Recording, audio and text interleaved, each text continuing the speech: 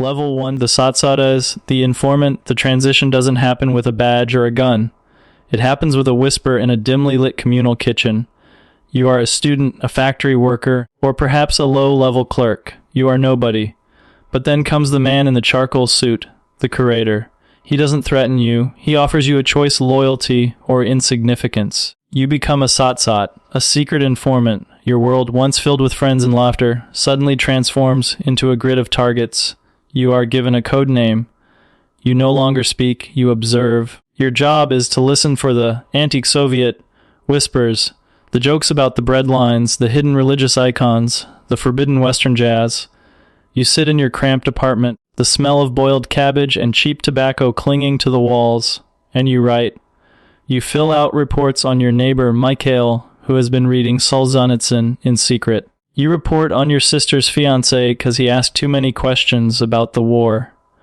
The weight of the KGB DNA starts to settle in your chest.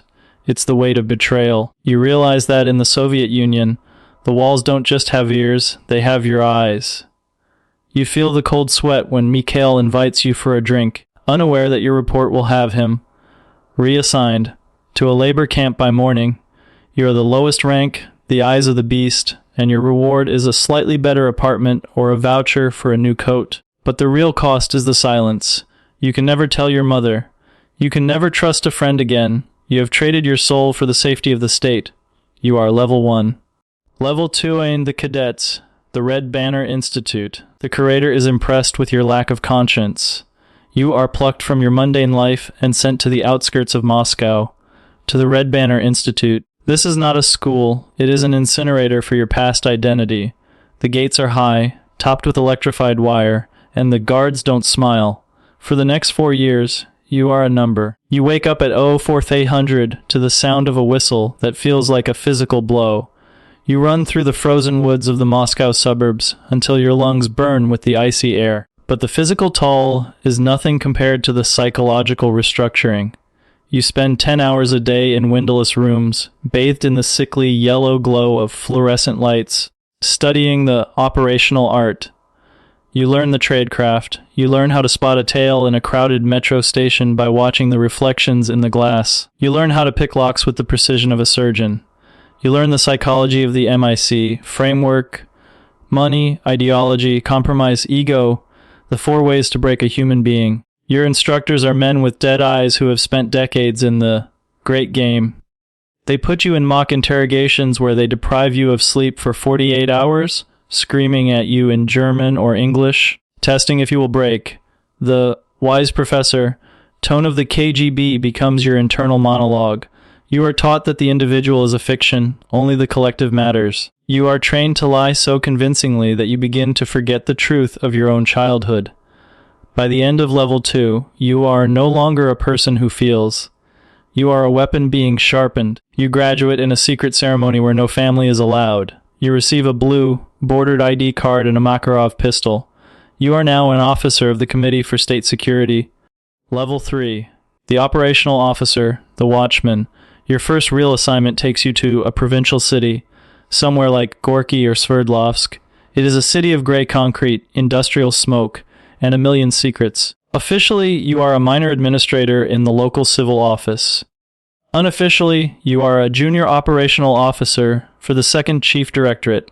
You are the man in the shadows of the staircase. Your life is now a repetitive loop of surveillance. You spend 16 hours a day in a post, a cramped, unheated attic across from a suspect's apartment. You watch through a high-powered Zenit lens. You record every visitor, every grocery bag, every time the lights go on or off. You learn the intimate rhythms of people you have never met. You know when they argue, when they cry, and when they think they are alone. The operational art is a game of patience. You plant bugs, some microphones behind the wallpaper of a dissident's bedroom. You learn the dead drop, leaving a hollowed-out stone in a park for a source to find. The adrenaline of the first hunt is replaced by a cold, numbing professionality. One night, you receive an order to compromise a local priest. You find his weakness, a forbidden romance. You don't arrest him, you turn him. You force him to report on the confessions of his flock. As a level 3 officer, you realize the KGB isn't just about catching spies, it's about managing the fear of the entire population. Your desk is piled with lustra, reports, transcripts of intercepted mail. You see the internal rot of the system, but you say nothing. You are a cog in a machine that never sleeps. You have a small office at the local headquarters, a gray building that everyone in the city avoids looking at. You are the invisible weight on the shoulders of every citizen. Level 4, the Rezidentura, the foreign post. The center has noticed your cold efficiency. They grant you the ultimate Soviet prize, a posting abroad. You are sent to London, a city of neon lights and decadent capitalism that you've only seen in training manuals. Officially, you are a third secretary at the Soviet embassy. You have diplomatic immunity, the get-out-of-jail-free card of the espionage world. Your life is now a masterpiece of deception. During the day, you attend boring diplomatic receptions, sipping warm champagne and making small talk with British officials. You wear a tailored Western suit, but underneath, the KGB DNA is tighter than ever. You are constantly cleaning yourself, taking 3 different trains and walking through 2 department stores just to make sure the MMI5 watchers aren't behind you. Your real job is at the Rezidentura, a high-security floor inside the embassy, shielded by lead-lined walls to block electronic eavesdropping. Here, you meet with legal assets. You are hunting for special information, NATO troop movements, political secrets, or technological blueprints. You spend your nights in dark London parks, meeting, deep cover, sources who are terrified of being caught. At level 4, the paranoia becomes your atmosphere. You know that even your colleagues at the embassy are reporting on you. You suspect your driver is an informant.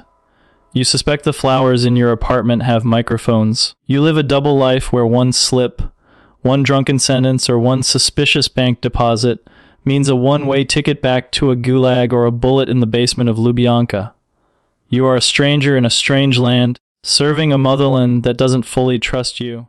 Level 50 Line X, the technological thief. The era of stealing troop movements is evolving. The center now demands the future. You are assigned to Line X, the elite directorate responsible for scientific and technical intelligence S&T. Your mission is no longer about ideology, it is about theft. You are sent to the Silicon Valley of the West, or the industrial hubs of West Germany. Your life is a clinical hunt for blueprints. You aren't looking for politicians, you are looking for disgruntled engineers, debt-ridden scientists, and greedy corporate executives. You understand the M in the MICE framework, money better than anyone. You watch a lead researcher at a microchip firm. You know his mortgage is underwater. You know his wife is leaving him. You approach him not as a spy, but as a consultant representing a fictional Japanese firm. You pay him in cash. Thick envelopes of 100 bills delivered in the back of a moving car. In exchange, he hands you a microfilm containing the architecture of a new missile guidance system. You spend your nights in a darkroom inside a safe house, developing film that will save the Soviet Union a decade of research and billions of rubles. At level 5, you see the world as a marketplace of secrets. You realize that the Iron Curtain is porous, held together by the greed of the very people you were taught to hate. You are a ghost in the halls of Western innovation, a parasite feeding on the brainpower of the enemy to keep your failing empire on life support. You are highly valued, but highly disposable. If the FBI knocks, the KGB will claim they've never heard your name.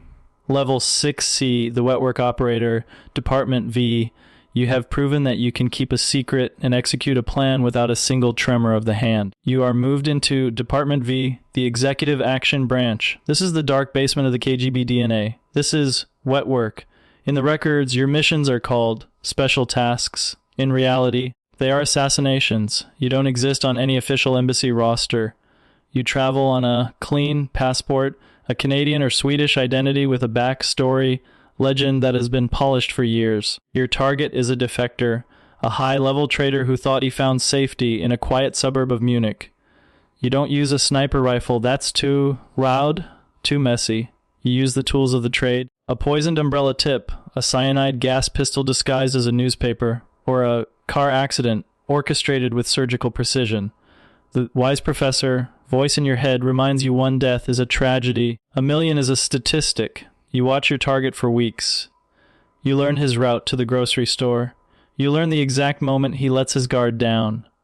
When the moment comes, it is over in seconds. A slight prick on the thigh in a crowded street.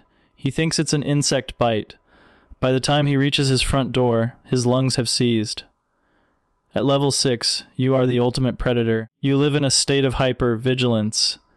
You don't have friends, you have targets and handlers. You look at every person on the street as a potential threat or a potential casualty. You have crossed the final moral line. You have killed for the state, and in doing so, you have killed the last remaining piece of the boy who once lived in that Moscow apartment. Level 7, the Resident, the station chief. Your days of carrying a pistol in a dark alley are over. You are now the Resident, the shadow king of a Soviet embassy in a major Western capital like Paris or Rome. You are a level 7 officer, and you are the most dangerous man in the city. Your office is a room within a room, encased in a Faraday cage to prevent electronic signals from escaping. From here, you manage the legal and illegal networks. You don't meet assets anymore, you manage the officers who do.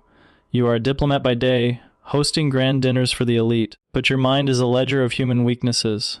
You spend your nights reading chables, encrypted messages from Moscow Center, the lotto that demand more results, more secrets, more blood.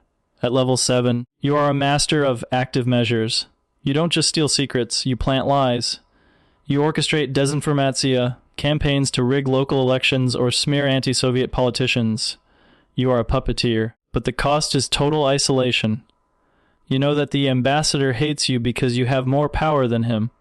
You know your deputy is writing secret reports to Moscow, hoping you'll make a mistake so he can take your chair. You sleep 4 hours a night, kept awake by the knowledge that one defection from your team will lead to your immediate recall, which, in the KGB, is a euphemism for a prison cell.